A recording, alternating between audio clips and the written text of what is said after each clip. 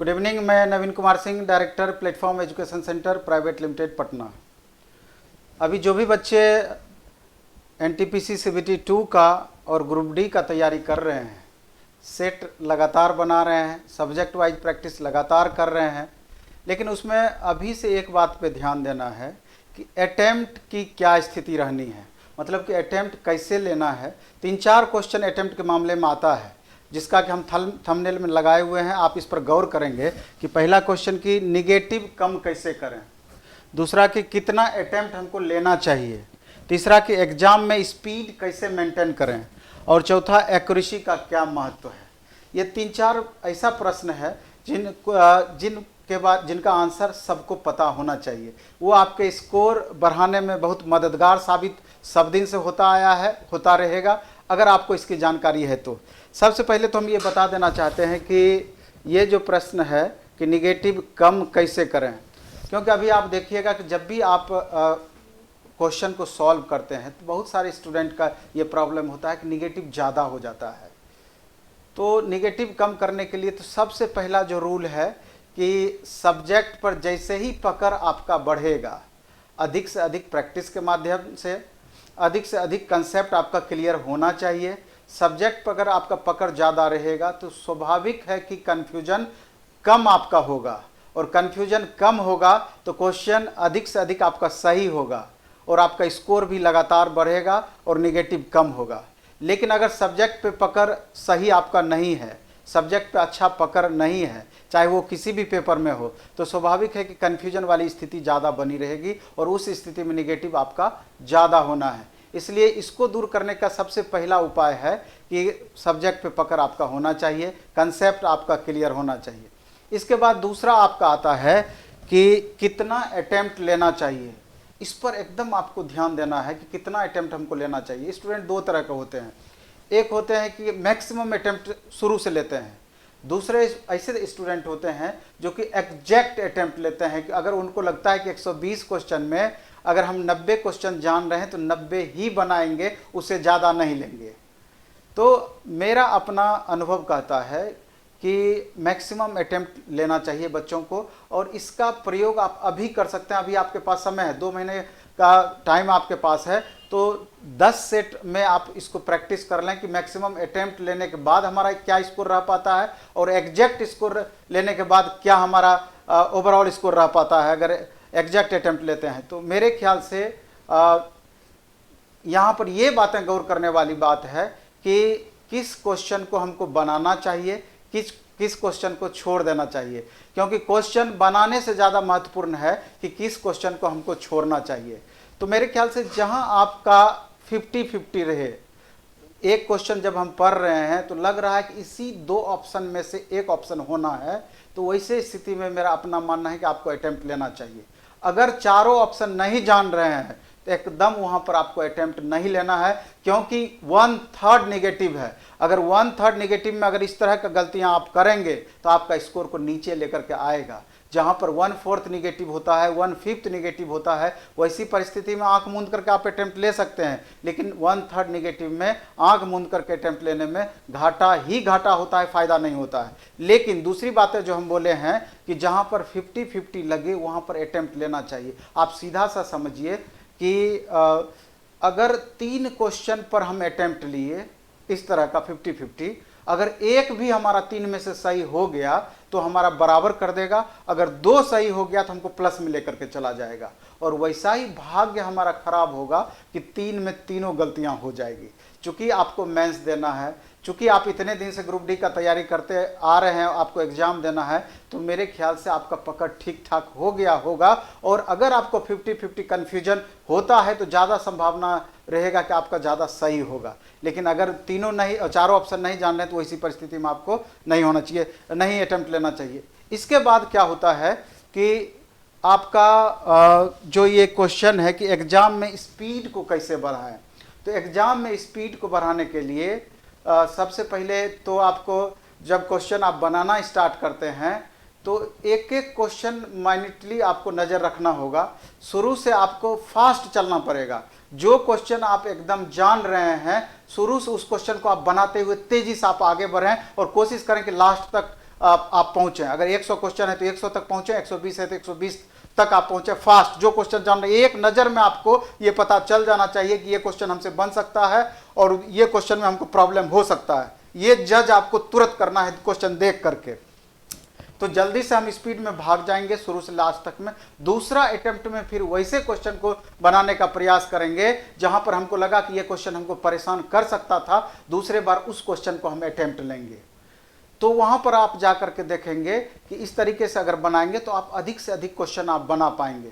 तीसरा, इस बात को भी ध्यान रखना है कि क्वेश्चन से उलझना नहीं है। हम बहुत सारे बच्चों को देखते हैं कि जब वो मैथ का क्वेश्चन बनाते हैं, रीजनिंग का क्वेश्चन बनाते हैं, बहुत ऐसा क्वेश्चन होता है कि आंसर पे जा करके अटक जाते हैं, लास्ट में उसका आंसर नहीं मिलता है, कैलकुलेशन करने में या थोड़ा सा मिस हो गया या दूसरे कारण से मिस हो गया। तो बहुत बच्चे इसमें जिद बांध लेते हैं कि लगता है कि आंसर मिल जाएगा, दोबारा अटेम्प्ट लेते हैं, तिबारा अटेम्प्ट लेते हैं। तो वैसे परिस्थिति में आपका टाइम वहां पर वेस्ट हो जाना है, और वो टाइम अगर आपका वेस्ट हुआ तो दूसरे प्रश्न का ही टाइम आप खा रहे हैं, इस बात को आप जान लीजिए। दूसरा प्रश्न में आप नेक्स्ट क्वेश्चंस में आपको परेशानी हो सकती है, टाइम का अभाव हो सकता है।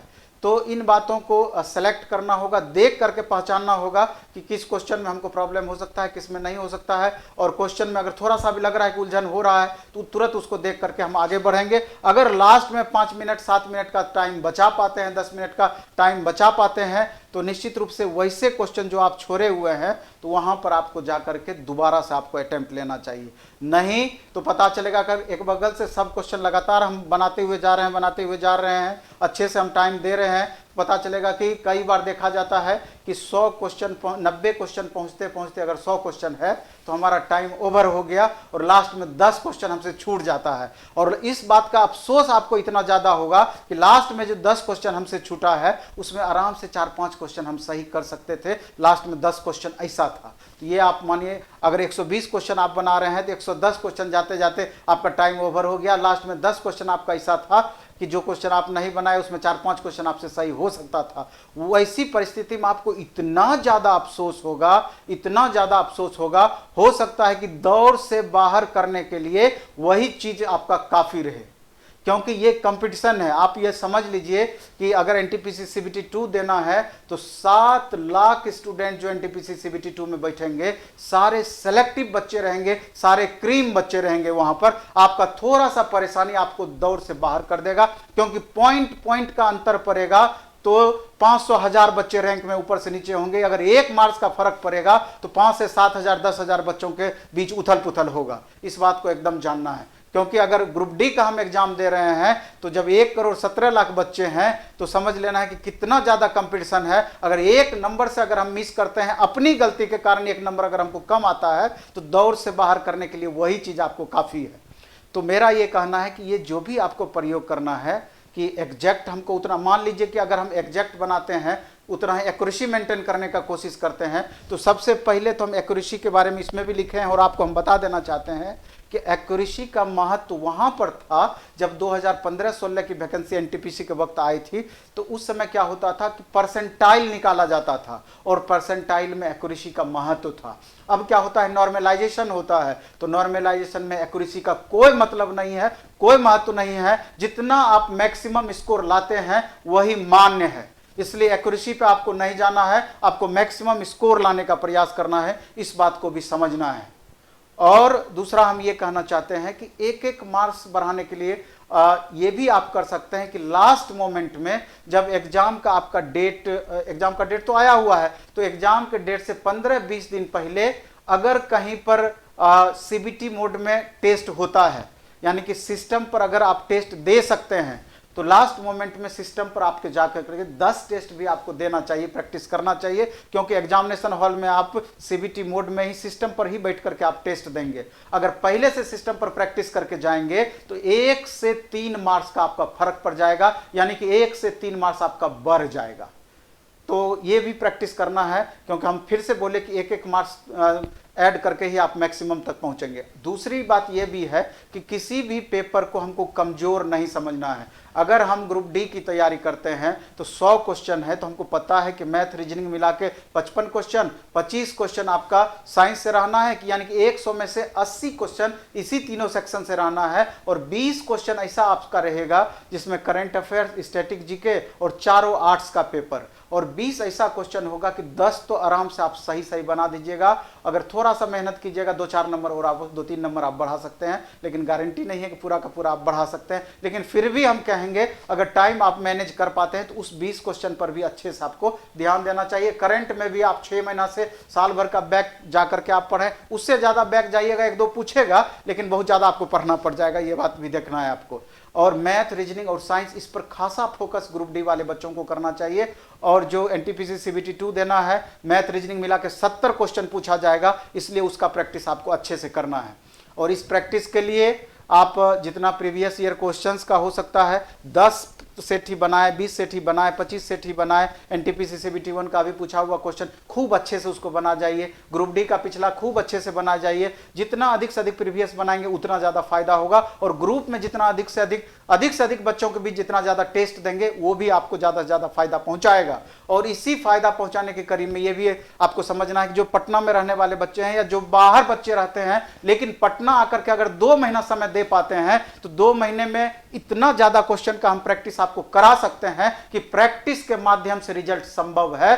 कई वीडियो इस पर हम बना चुके हैं। अभी ऑफलाइन मोड में हम Monday to Saturday daily test लेते हैं 5 बजे, मात्र 10 रुपया फी लगता है। बाइलिंगुअल टेस्ट होता है, उसमें क्या होता है कि मंडे को शाम में 5 बजे ग्रुप डी का टेस्ट, ट्यूसडे को शाम में 5 बजे एनटीपीसी सीबीटी 2 का टेस्ट, फिर वेडनेसडे के शाम में 5 बजे ग्रुप डी का टेस्ट, थर्सडे के शाम में 5 बजे ग्रुप डी का टेस्ट, और फ्राइडे के शाम में 5 बजे 50 क्वेश्चन साइंस का टेस्ट, और सैटरडे के शाम में 5 बजे 100 क्वेश्चन का जीएस का टेस्ट, जिसमें 25 क्वेश्चन करंट अफेयर्स, 30 से 35 क्वेश्चन आपका साइंस से रहता है, बाकी क्वेश्चन आर्ट्स, स्टैटिक जीके मिला के रहता है। और सबका डिस्कशन 12 से 4 के बीच में प्लेटफॉर्म एजुकेशन सेंटर के यूट्यूब चैनल पे होता है, जो कि आप अपना सुविधा अनुसार जो जिस क्वेश्चन में प्रॉब्लम है सिर्फ उसी को देख सकते हैं, जब मन हो तब दे सकते हैं, बढ़ा करके देख सकते हैं, जैसे मन होगा वैसे देख सकते हैं। तो इससे ज्यादा फायदा आपको नहीं होना है। इसके अलावा सब्जेक्ट वाइज टेस्ट भी है, कम से कम मैथ, रीजनिंग और साइंस 3 सब्जेक्ट का सब्जेक्ट वाइज टेस्ट का लगातार आपको प्रैक्टिस करना चाहिए। अगर आप 1 महीना भी कर लेंगे तो जितना भी अभी आप स्कोर कर पाते हैं